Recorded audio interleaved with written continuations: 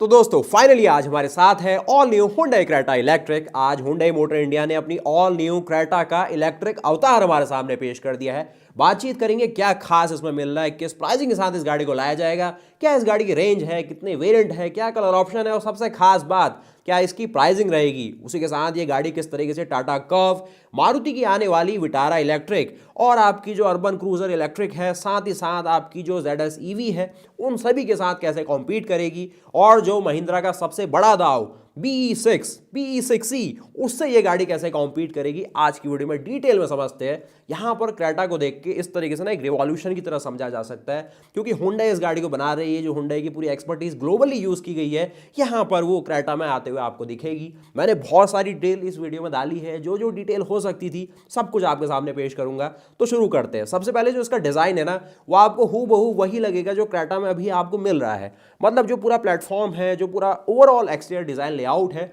Major element वही दिखे। क्योंकि फ्रंट लुक अगर आप देखेंगे एज सिमिलर जो आपने क्रेटा में देखा है वैसा ही है। साथ ही देखेंगे कनेक्टेड आपको हेडलैम्प्स मिलेंगे, DRLs मिलेंगे, लेकिन जो इलेक्ट्रिक वाली चीज़ें हैं ना, वो गौर से देखिए। फ्रंट में जो चार्जिंग पोर्ट है उसको फ्रंट में रखा गया है, जैसे MG अपनी ZS के साथ रखती है। उसके साथ जो आप थोड़े से फ्रंट में एक डिजाइन होता है ना, थोड़ा सा इलेक्ट्रीफाइंग, वो इसमें नोटिस करेंगे। उसके साथ ही अलॉय, लेकिन ये एरो डिजाइन अलॉयज है जो कि ज़्यादा एरोडायनेमिक बनाने के लिए रखा गया है गाड़ी को। अब समझिए क्या है खास बात। तो सबसे पहले इस गाड़ी को 4 वेरिएंट में उतारा गया है। 4 वेरिएंट का मतलब है कि बेस वेरिएंट की बातचीत जहां पर होगी उसका नाम रखा जाएगा एग्जीक्यूटिव, उसके ऊपर स्मार्ट, फिर प्रीमियम, फिर है एक्सीलेंस मॉडल। मतलब जो टॉप मॉडल अभी आपके सामने है इसका नाम एक्सीलेंस है। और यहाँ पर 2 बैटरी पैक भी दिए जाएंगे आपको, और इन्हीं बैटरी पैकों से इस गाड़ी की पूरी पूरी प्राइसिंग का गेम ना स्टार्ट हो जाता है। क्योंकि ये जो 2 बैटरी पैक है ना, ये गाड़ी की प्राइसिंग को एक अफोर्डेबल फ्रंट में भी रखेंगे और थोड़ा सा प्रीमियम फ्रंट में भी ले जाएंगे। क्योंकि जो बेस यहाँ पर बैटरी पैक है उसकी अगर आप एनर्जी कैपेसिटी देखिए, ये है 42 किलोवाट आवर की। यानी कि जो इससे नीचे का सेगमेंट है टाटा नेक्सॉन EV वाला, वहाँ पर भी यही साइज आपको देखने को मिलता है। और जो इसके ऊपर अगर आप देखें BE6E, उससे बहुत छोटा है। वहीं अगर आप देखें कर्व EV, उसमें आपको 45 किलोवाट का बेस मॉडल में बैटरी पैक मिलता है। मतलब इस तरीके से इसको रखा गया है कि प्राइस ये अफोर्डेबल इसको रखा जा सके। उसके साथ ही जो 42 किलोवाट आवर का बैटरी पैक है, उसमें जो आपको रेंज यहाँ पर Hyundai इंडिया क्लेम कर रही है, ये है 390 किलोमीटर की। यानी कि 390 किलोमीटर की रेंज ये क्लेम कर रहे हैं। मोस्टली अगर आप इससे 280 से लेके 320 किलोमीटर की रेंज अगर प्रैक्टिकली सोचे, तो एक शहर से दूसरे शहर में जाना बहुत आसान है। और प्राइसिंग भी मैं सीधे बताऊं तो स्टार्टिंग में यहाँ पर इस गाड़ी को अगर प्रैक्टिकल होना है, ज़्यादा सेल नंबर लाने हैं, तो 15 से लेकर 16 लाख रुपए में इस गाड़ी के बेस मॉडल को आना ही होगा।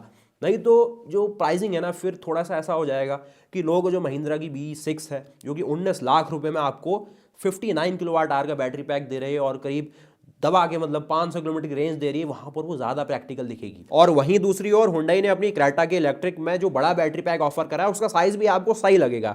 51.4 किलोवाट आवर एनर्जी कैपेसिटी ये लोग क्लेम कर रहे हैं। मतलब कहने का मतलब ये है कि अगर आपकी रनिंग डेली 280 किलोमीटर, मतलब सिंगल अगर आप चाहते हैं कि 280 किलोमीटर से ज़्यादा चल के निकल के आए, यानी कि जो यहाँ पर 473 किलोमीटर का क्लेम ये कर रहे हैं अपने 52 किलोवाट आवर की बैटरी पैक से, तो एक तरीके से समझ सकते हैं कि आप 380 से लेके 400 किलोमीटर की रेंज आप प्रैक्टिकली उसके साथ ले पाएंगे। तो वो भी एक अच्छा ऑप्शन है कि 52 किलोवाट के साथ अगर आप जाते हैं तो आपको 473 क्लेम कर रहे हैं, तो लगभग यहाँ पर 420 किलोमीटर की रेंज मिल जाएगी। और उसके साथ ही अगर आप 42 किलोवाट आवर जो बैटरी पैक है बेस मॉडल में, उसमें 390 किलोमीटर क्लेम कर रहे हैं, तो उसमें आपको 320 किलोमीटर तक जो वैल्यू है वो दिख जाएगी। तो ये तो स्टार्टिंग की मोटी मोटी बात रही, लेकिन जो स्टार्टिंग में मैंने सिंपली आपसे कह दिया कि इसके प्लेटफॉर्म पर ऐसा कोई बड़ा अपग्रेड नहीं है। जो आजकल बॉर्न इलेक्ट्रिक का जो चलन चल रहा है, जो महिंद्रा के इंग्लो प्लेटफॉर्म है, वो हर कोई पहचान रहा है कि बॉर्न इलेक्ट्रिक होनी ही चाहिए गाड़ी। तो कितना सच है समझते हैं। तो यहाँ पर Hyundai ने क्या क्या मेन इसमें टेक्निकल डेवलपमेंट किए हैं, उसको मैं आपके सामने पेश करता हूँ। फिर सारी चीज़ें जो यहाँ पर विटारा इलेक्ट्रिक में आने वाली है, जो आपकी हैरियर इलेक्ट्रिक में आने वाली है, साथ ही Honda एलिवेट जो इलेक्ट्रिक में आएगी ज़रूर, और साथ ही अर्बन क्रूजर इलेक्ट्रिक, उसके अलावा जो MG ZS EV है, महिंद्रा की BE6 है, टाटा कर्व EV के जो दोनों बैटरी पैक वाले मॉडल हैं उनको, और साथ ही एक क्रेटा इलेक्ट्रिक के जो दोनों बैटरी पैक वाले मॉडल हैं, उन सबको कंपेयर कर लेंगे जल्दी से। तो जो टेक्नोलॉजी यहाँ पर डाल रहे हैं सिंपली, क्योंकि बैटरी पैक इन्होंने बता दिया कि 42 किलोवाट का भी मिल रहा है, साथ ही 52 किलोवाट का भी बैटरी पैक दिख रहा है। तो इसमें जो सबसे पहले टेक्नोलॉजी इन्होंने डाली है, ये है व्हीकल टू लोड। जो कि बहुत सिंपल सा है कि आप इसमें एक ऐसा आपको पावर आउटलेट मिलेगी जिससे 230 वोल्ट एसी आप इससे ले सकते हैं। तो आप गाड़ी के अंदर बैठे हैं या गाड़ी के बाहर है, आप सिंपली यहाँ पर किसी भी चीज़ को चला सकते हैं जो एसी से चलती होगी। तो ये एक अच्छा ऑप्शन जिससे एक पोर्टेबल पावर सोर्स की तरह इस गाड़ी को इस्तेमाल किया जा सके। साथ ही साथ आई पैडल टेक्नोलॉजी इनने डाली है, ऐसा क्लेम कर रहे हैं, जिससे सिंपली जो एक्सीलरेटर है उसी की मदद से इस गाड़ी को आप ज़्यादातर चला पाएंगे। यानी कि आप एक्सीलरेटर को जैसे ही छोड़ेंगे गाड़ी को ऑटोमेटिकली सेंस हो जाएगा कि अब आप रुकना चाहते हैं। रीजनरेटिव ब्रेकिंग है उसका इस्तेमाल करके आपकी मोटर को एज अ जनरेटर बना के आपकी जो बैटरी है उसको दोबारा चार्ज कर देगी और जो ब्रेक का वेयर एंड टेयर है वो कम से कम होगा। और साथ ही ये क्लेम कर रहे हैं कि हम इसमें बिल्कुल जीरो स्टॉप तक लाने की कैपेबिलिटी डाली हुई है। तो जैसे कि आपने देखा कि BE6 में आपको 800 वाट की एक हाइड्रोलिक मोटर मिलती है जो आपके लिए ब्रेकिंग कर देती है, ब्रेक बाय वायर टेक्नोलॉजी है, तो वैसा ही कुछ है। अभी हुंडई ने वो उतना क्लियर नहीं करा है, इसके ड्राइव में वो सब क्लियर आपके सामने करेंगे। साथ ही जो शिफ्ट बाय वायर वाली टेक्नोलॉजी ग्लोबली आपने किया के साथ नॉर्मली देखी है, अपनी आयोनिक के अंदर देखी है, आयोनिक 5 में, तो वो जो स्टेयरिंग माउंटेड आपको जो स्टॉक रहता है उसमें आपको ड्राइव मोड, पार्किंग, ये सब चीज़ें रहती है ना, वो इनने डाल दिया है। तो जो सारा कंसोल है बिल्कुल क्लियर सा हो गया है और यहाँ से सब कुछ हट गया है। वहाँ पर सिर्फ ड्राइव मोड का ही आपको सेलेक्टर दिखेगा और जो सारा प्रीमियम फील है वो यहाँ पर बनाने की कोशिश करी है।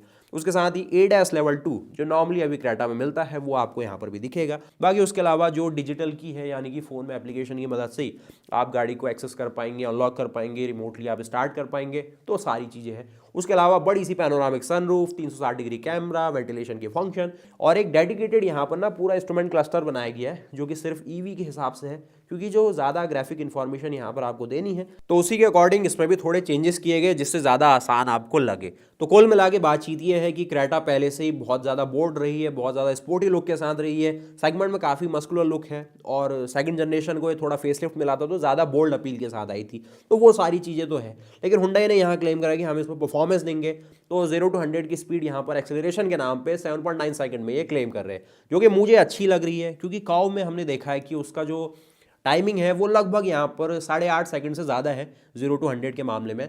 और उसमें अलग अलग आपको ऑप्शन मिल जाते हैं, यानी कि 150 हॉर्स पावर की मोटर भी है और करीब 165 हॉर्स पावर की मोटर भी है। यहाँ पर किस हॉर्स पावर की मोटर है वो अभी नहीं क्लेम कर रहा है इनने कि क्या हम वैल्यू दे रहे हैं फाइनली, लेकिन फिर भी 7.9 सेकंड यानी कि 8 सेकंड से कम है तो अच्छी वैल्यू है। लेकिन अगर आप BE6 से इसे कंपेयर करेंगे जिसमें गजब वाली पावर मिलती है तो वहाँ पर मामला थोड़ा चेंज है। उसकी वैल्यू है 6.7 सेकंड की। और साथ ही ZS EV जो कि इसी सेगमेंट में आएगी, क्योंकि ये भी मिड साइज SUV आ चुकी है, तो उसकी थोड़ी और ज़्यादा टाइमिंग है, यानी कि वो थोड़ी स्लो है इसके मुकाबले 8.5 सेकंड के नंबर के साथ। और साथ ही ये परफॉर्मेंस को मैच करने के लिए ऐसी एरोडायनेमिक अलॉय आपको मिल रहे हैं। उसके अलावा जो टायर्स है उनका भी रेजिस्टेंस कम है रोलिंग का। उसके अलावा एक चीज़ नई आप देखेंगे, एक्टिव एयर फ्लैप यहाँ पर यूज़ किए गए।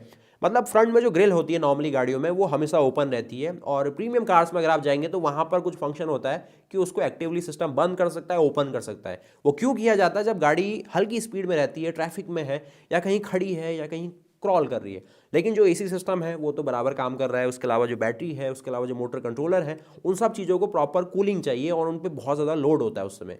अब उस समय जब गाड़ी हल्की स्पीड में है तो उतनी बेहतर कूलिंग तो मिलेगी नहीं, तो वहाँ पर जो फ्रंट की ग्रिल है उसको एक स्लॉट की मदद से कुछ ओपन कर दिया जाता है, जिससे ज़्यादा एयर का फ्लो अंदर आए और बेहतर कूलिंग हो और जो हीट है वो अच्छे से डिसिपेट हो जाए। लेकिन जब हाई स्पीड में गाड़ी होती है तो वही जो फ्लैप होते हैं ना, उससे जो एयर ड्रैग है वो ज़्यादा हो जाता है, गाड़ी की जो एफिशिएंसी है, रेंज है, परफॉर्मेंस है, उस पर इफेक्ट आता है। तो जब एक्टिव एयर फ्लैप आ जाते हैं तो काफ़ी इजी हो जाता है कंपनीज के लिए, कब उनको ओपन करना है, कब क्लोज करना है, कब कूलिंग चाहिए, कब अच्छी एफिशिएंसी चाहिए, कब उससे ड्रैग हो रहा है, तो वो सारी चीज़ें ना वो एक्टिवली मैनेज कर सकता है और बहुत आसान बनाता है। उसके अलावा ये सब चीज़ सेगमेंट में फर्स्ट टाइम आई है तो अच्छी सी बात मैं कहूँगा। बाकी उसके अलावा एक चीज़ आप नोटिस करेंगे कि हुंडई ने जो चार्जिंग पोर्ट का प्लेसमेंट है ना वो बिल्कुल फ्रंट बम्पर में ही कर दिया है। तो वो काफ़ी आपको ना प्लान करना होगा थोड़ा सा, क्योंकि नॉर्मली आपने MG ZS के साथ भी देखा है कि ये फ्रंट में रख के थोड़ा सा ना सिमेट्री कंपनियां ज़्यादा पसंद करती है। लेकिन ये जो फ्रंट में है यहाँ पर आपको चार्जिंग जो आपकी गन है वो रीचेबल रहे उस तरीके से पार्क करना होगा और थोड़ा सा आप इजी हो जाएगा, वो कोई बड़ा चैलेंज नहीं है। लेकिन मेन गेम यह है कि हुंडई ना यहाँ पर बहुत लॉन्ग विजन के साथ चल रही है। अभी उन्होंने हमसे कहा कि लगभग हम 600 फास्ट चार्जर इस गाड़ी के लिए ना through out the India install करेंगे खुद से। अब उसमें टाइम थोड़ा लंबा लग रहा है, लगभग 7 साल ये कह रहे हैं कि 2033 तक ये सारा चीज़ हम कर देंगे कि 600 फास्ट चार्जर इसके लिए हम सेटअप कर देंगे। अब वो फास्ट चार्जर है 60 किलोवाट के, तो वो किस तरीके से चार्जिंग करेंगे, क्या करेंगे, वो मैं समझाता हूँ आपको। उसके अलावा बेसिक जो डिज़ाइन है और जो पूरा लेआउट है हल्का सा हमने समझ लिया है कि ओवरऑल गाड़ी लगभग वही है। 4.3 मीटर्स की लंबाई है, जो फ्रंट का लुक है लगभग साइड का लुक भी वही है, अलॉय चेंजेस है, सिर्फ जो कुछ ग्राफिकल एलिमेंट्स है आगे पिक्सेलेट करके उसको और ज़्यादा इलेक्ट्रीफाइंग लुक दिया हुआ है, और आगे आपको फ्लैप मिल जाएंगे एक्टिव एयर फ्लैप्स, साथ ही चार्जिंग पोर्ट रहने वाला है। तो ओवरऑल जो क्रेटा है पहचानी तो बिल्कुल वैसे ही जाएगी, और वही बोल्ड अपील है, वही अच्छा सा लुक है, और पीछे इलेक्ट्रिक की बैजिंग आप देखने वाले हैं। डोर्स के जो हैंडल्स हैं वो भी लगभग वही है, सिर्फ जो इंटीरियर में अंदर का क्लस्टर है वो थोड़ा सा और बेहतर एक मॉडर्न लुक की ओर ले जाएगी है, और ज़्यादा फाइन लग रहा है, बढ़िया सा लग रहा है। उसके अलावा अब समझ लेते हैं कि चार्जिंग में क्या सारा गेम है, और ये 473 किलोमीटर की जो रेंज आप सिंगल चार्ज में कंपनी सर्टिफाई करके बता रही है वो कैसे कैसे आप ले पाएंगे। तो चार्जिंग में ये है कि 60 किलोवाट को मैं फास्ट चार्जर की तरह यहाँ पर कंसिडर करूँगा, और होंडा नॉर्मली यही जो डाटा है वो बता पाती है। तो पहली वैल्यू उन्होंने बताई कि 10% से लेके 80% आने पे इसको 58 मिनट यहाँ पे लगने वाले हैं। तो लगभग 1 घंटे की फास्ट डीसी चार्जिंग में ये गाड़ी आपको 280 किलोमीटर की रेंज दे देगी, अगर आप 400 किलोमीटर अप्रॉक्स मानते हैं इस 473 किलोमीटर की वैल्यू को। तो ये है डीसी फास्ट चार्जिंग की बातचीत की लगभग 250 से 280 किलोमीटर की रेंज 1 घंटे में फास्ट चार्जिंग में ये आपको दे दे। हो सकता है कि 1.5 घंटे में भी हो जाए, क्योंकि ये टेम्परेचर के ऊपर डिपेंड करेगा, आपकी बैटरी कंडीशन के ऊपर करेगा।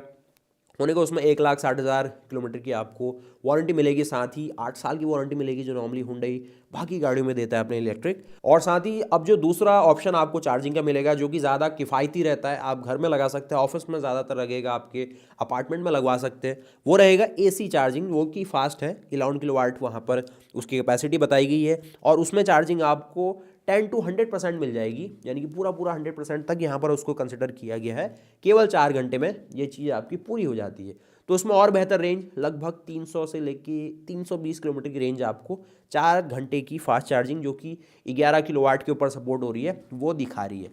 तो एक नज़र में ये भी अच्छी सी वैल्यू है, और होंडा ने अच्छी वैल्यू रखी है एसी फास्ट चार्जिंग में 11 किलोवाट की, जो कि ज़्यादा है टाटा कर्व के मुकाबले, क्योंकि उसमें 7.2 kilowatt AC fast charging supported है।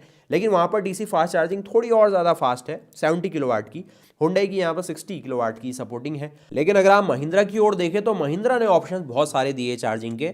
वहाँ पर आपको B6 के साथ 7.2 किलोवाट फास्ट एसी चार्जिंग है, 11.2 किलोवाट फास्ट एसी चार्जिंग है, साथ ही साथ डीसी में वहाँ पर आपको 175 किलोवाट तक फास्ट डीसी चार्जिंग मिल रही है, जो कि सच में बहुत फास्ट होती है, और केवल 20 मिनट में वो बहुत अच्छी खासी चार्जिंग आपको करके दे सकती है। MG ZS EV में अगर आप देखें तो वहाँ पर 11 किलोवाट का ऑप्शन नहीं है एसी फास्ट चार्जिंग में, वहाँ पर 3.3 किलोवाट का ऑप्शन है, 7.4 किलोवाट का ऑप्शन है, और सीधे 50 किलोवाट का डीसी फास्ट चार्जिंग वाला ही ऑप्शन रहेगा। तो ZS EV में उतने ऑप्शन नहीं है, लेकिन महिंद्रा के साथ बहुत सारे ऑप्शन है।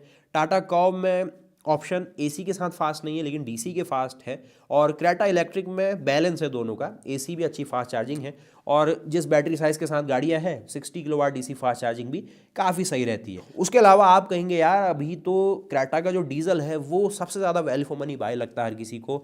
अब होने को यहाँ पर पेट्रोल भी प्राइसिंग काफ़ी ऊपर ले जा चुका है, करीब 11 लाख रुपये में आपको एक शोरूम दिखता है, जो कि लगभग ऑन रोड जाते जाते 12,75,000 रुपये, पौने 13 लाख रुपये, 12.75 लाख रुपीज़ में आपको पेट्रोल मैनुअल बेस मॉडल यहाँ पर क्रेटा का कॉस्ट करता है। आप डीजल लेने की ओर जाएंगे तो वेरिएंट चेंजेस रहेंगे, आपको एक्स शोरूम कॉस्ट करता है डीजल बेस मॉडल क्रेटा में 12.55 लाख रुपीज़, 12.5 लाख रुपये, और ऑन रोड भारी भरकम टैक्स लगने के बाद 14.85 लाख रुपीज़ में आपको डीजल कॉस्ट करता है। अब आप कहेंगे 45% का टैक्स लग जाता है डीजल और पेट्रोल गाड़ियों में, और जीएसटी की बात हो रही है, और केवल 5% का टैक्स लगता है जीएसटी आपकी ईवीज़ के अंदर। तो वो तो फ़ायदा हुंडई इंडिया को मिल रहा है, तो वो सब चीज़ हमें भी मिलनी चाहिए। तो वो सारा गेम ना वही उम्मीद के ऊपर है कि इस गाड़ी की प्राइसिंग को 15 से लेकर 16 लाख रुपए में बेस मॉडल में होना ही चाहिए, तभी ये गाड़ी ना बहुत इजीली ग्रिप कर लेगी मार्केट में। नहीं तो जो महिंद्रा के थोड़े से ना ज़्यादा ही एक परफॉर्मेंस वाली ऑफरिंग आ रही है, लोग हल्का सा उनकी ओर डेविएट हो सकते हैं। बाकी ये तो हमारा एक्सपेक्टेशन है सारी, अब हो भी सकता नहीं भी हो सकता, लेकिन जो मेन ऐसा लग रहा है कि ग्राउंड में जो हो रहा है ना कि जो टर्बो पेट्रोल डीसीटी है क्रेटा के साथ, यहाँ पर प्राइसिंग 20 लाख रुपए एक शोरूम है, और एक डुअल टोन का ऑप्शन आता है वो थोड़ा सा ही महंगा है, लेकिन 20 लाख रुपए एक शोरूम के बाद वो गाड़ी आपको 23 लाख रुपीज़ में ऑन रोड कॉस्ट करती है। तो ये भी लग सकता है कि जो क्रेटा है अपने इलेक्ट्रिक अवतार में उसी वेरिएंट को एक तरीके से ना कवर अप कर रही होगी, तो लगभग 25 लाख रुपए भी जा सकती है ऑन रोड प्राइसिंग, और उसके अंडर भी रह सकती है। तो वो थोड़ा सा ना अभी डाइसी सा मामला है। होंडा इंडिया वैसे प्राइसिंग कॉम्पिटिटिव रखती है, और अभी कंपटीशन भारी भी है काफ़ी सारा। आप कर्व को भी देखेंगे, लगभग प्राइसिंग अपने 45 किलोवाट के साथ वो ला गया है 17.49 की, तो 17.5 लाख रुपए में वो भी अच्छी ऑफरिंग दे रहे हैं। साथ ही साथ अगर आप उनके 55 किलोवाट आवर को अगर आप देखें तो जो लास्ट प्राइस उसकी रही है वो रही है 19.25 लाख रुपीज़ एक्स शोरूम, और नोट में वो गाड़ी लगभग 22 लाख रुपए क्रॉस करती है। और इस शानदार प्राइसिंग के बाद भी ना जो कर्व है वो मार्केट में वो नहीं कर पा रही है अपनी इलेक्ट्रिक अवतार के साथ जो हमने सोचा था। उसका रीज़न है एमजी विंडसर। एमजी विंडसर की अगर आप प्राइसिंग देखें ना, करीब 13.5 लाख रुपए में आपको 13.5 लाख रुपीज़ में बेस मॉडल मिल रहा है, 14.5 लाख रुपीज़ में उससे ऊपर वाला वेरिएंट है, टॉप मॉडल वहाँ पर आपको 15.5 लाख रुपीज़ में सारे काम के फंक्शन दे रहा है। बिल्कुल सीयूवी वाला मज़ा वहाँ पर वो लोग उसको क्लेम करते हैं। और कुल मिला के वही अभी ना काफ़ी अच्छी तरीके से सेगमेंट को लीड भी कर रही है। लास्ट मंथ दिसंबर में उस गाड़ी की 3785 यूनिट बिकी है, लगभग वहाँ पर 4000 यूनिट उसकी बिक चुकी है। और टाटा को अगर आप देखें, जहाँ पर उनका मार्केट शेयर अभी तक 70% का था ईवी में, वो एमजी विंडसर के आने के बाद 50% के आसपास आ गया है। तो अच्छा खासा उनको हिट हुआ है यहाँ पर। टाटा ने कुल मिला के दिसंबर के महीने में 5562 यूनिट बेची है। तो आप देखिए ना विंडसर कितनी ज़्यादा हैवी सेल ले रही है, जबकि प्रीमियम सेगमेंट में है। अगर यही चीज़ नेक्सॉन या फिर ब्रेजा वाले सेगमेंट में होता तो और धमाका हो सकता था। तो सारा गेम यहाँ पर प्राइसिंग के ऊपर मैं छोड़ता हूँ, और हुंडई अगर इसकी प्राइसिंग अच्छी रखे तो ये गाड़ी बिल्कुल सुपर हिट होगी, क्योंकि यहाँ पे ना हुंडई का जो इंटरनेशनल एक्सपर्टीज़ है वो उस पर ज़रूर लगा हुआ है। जो आयोनिक वो ऑलरेडी इंडिया में 5 सीरीज़ बेचते हैं, उसके अलावा जो किया आपने EV5, आपकी EV9 इंडिया में लेटेस्टली देखी थी है, वो सारी चीज़ें ना हुंडई किया ग्रुप ऑलरेडी बिल्कुल एक्सपर्टीज़ रखते हैं इस सब चीज़ में। बस वही है प्राइसिंग और जो फाइन ट्यूनिंग अपने ड्राइव ट्रेन को कर रहे होंगे इंडिया के लिए, क्योंकि कोना के अंदर हम ऑलरेडी देख चुके हैं केवल 40 किलोवाट आवर के साथ भी वो काफ़ी अच्छी रेंज वहाँ पर दे पाते थे।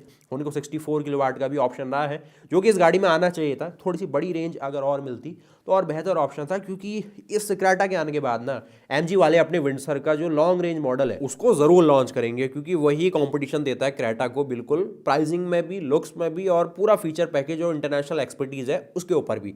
तो ये भी सब गेम रहा।